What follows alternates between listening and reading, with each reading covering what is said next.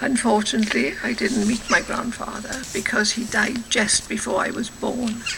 We lived with my grandmother and we just had a happy childhood, and we weren't... The manager of the colliery was a man called Edward Shaw, and although he was a owner's man, he was very fair to the miners, and they thought quite a lot of him, and in fact he was one of the first to go down to try and find out what was gone wrong. The first one he got top of the pit was Teddy Shaw, the manager, and 2 or 3 of them, and he was going to get him a cage to go down the Lancaster shaft. The upcast for York was all battered about, the cage was jammed. So they got down very slowly and examined the shaft all the way down. And when they got to the pit bottom, he got out, and well, the first man they come across was a man from Cardiff. He's the only survivor at the bottom, Ernie Moses. But when he found him, all his clothes, his hair and eyebrows were all burnt, and he was suffering with shock.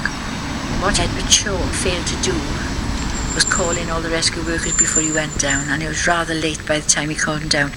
The disaster happened because it wasn't a safe pit.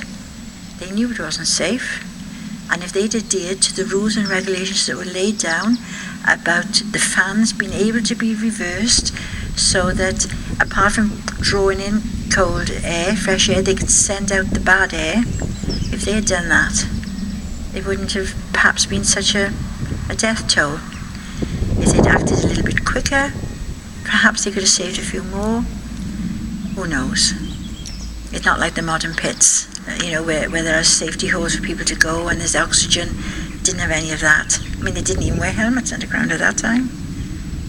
But nevertheless, Edward Shaw was well respected, and he remained in the valley for most of his life after that.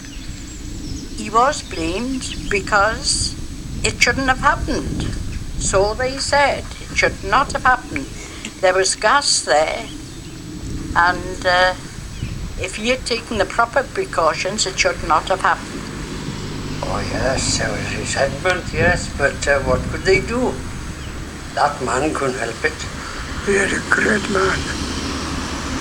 He was charged under the Mines Act and was fined, as was the coal owners. Now if that happened today, they would face charges of corporate manslaughter, but they got off with a very, very light fine. Wrong, isn't it? So wrong.